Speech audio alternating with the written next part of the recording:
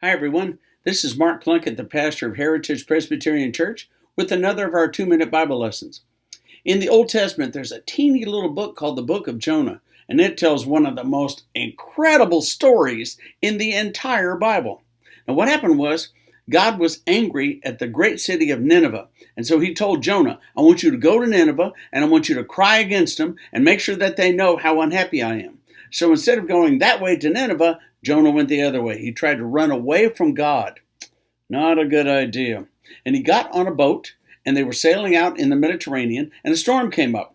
And the sailors were very superstitious because the storm just kind of came up out of nowhere. They didn't see it coming. And they thought, there must be somebody on the ship that has a secret. And so they started asking everybody, and sure enough, Jonah said, yeah, I ran away from God. So they all decided they were going to pitch him over the side. When they pitched him over the side, it said, the Lord provided a large fish to swallow up Jonah, and Jonah was in the belly of that fish 3 days and 3 nights. Now that's the incredible part. That's where you're going. Are you kidding? There's no way that could happen. And in the other translations, it says the belly of a whale.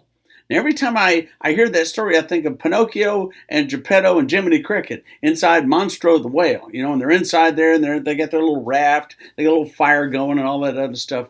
Okay, that's a cartoon. That can't happen. How could Jonah have been in the belly of a fish or the belly of a whale, which can't exactly happen because of how whales eat? How could he have been there for 3 days? How could he have survived? We don't know.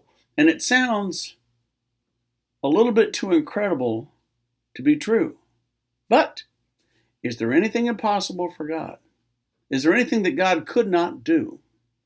If God wanted to hold Jonah in the belly of a fish or a whale for 3 days to teach him a lesson, God could do that. Because as soon as the fish vomited Jonah out on the beach, God told him again, I want you to go to Nineveh. And this time, Jonah went to Nineveh. So the moral of the story is, when God tells you to do something, go and do it. Go and do it so that terrible things won't happen. But could Jonah have been in the belly of a fish for 3 days? Who knows? Amen.